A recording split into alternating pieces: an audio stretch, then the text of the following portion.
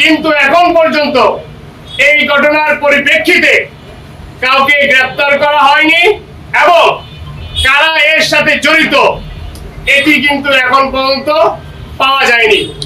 প্রিয় সাংবাদিক বন্ধুগণ,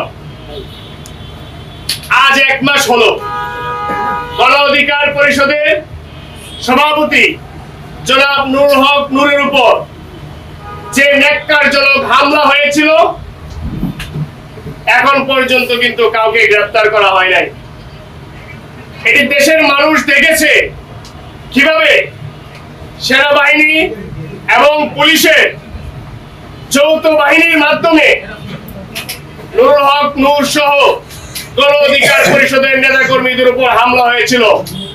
আমরা দেখেছি আইন মন্ত্রণালয় কর্তৃক একটি তদন্ত কমিশন গঠন করা হয়েছিল, কিন্তু আজকে দুঃখের সাথে বলতে হয় শেখ হাসিনার আমলে ঠিক যেভাবে তদন্ত কমিটি তদন্ত কমিশন গঠিত হতো, কিন্তু সেই তদন্ত কমিশন কিংবা কমিটি কখনো আলোর মুখ দেখতো না।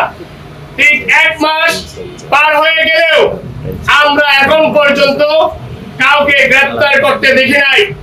এবং এই হামলার সাথে জড়িত যারা ছিল, আজকে মিডিয়ার যে সকল ভাইরা এখানে উপস্থিত হয়েছেন, আপনাদের সেই সম্মিলিত প্রচেষ্টায় আপনাদের মিডিয়ার মাধ্যমে এই দেশের মানুষ দেখেছে গণ অধিকার পরিষদের সভাপতি ডাকসুর সাবেক ভিপি জনাব নুরুল হক নূরের উপর এবং তার নেতা কর্মীদের উপর কিভাবে ন্যাক্কারজনক হামলা হয়েছে।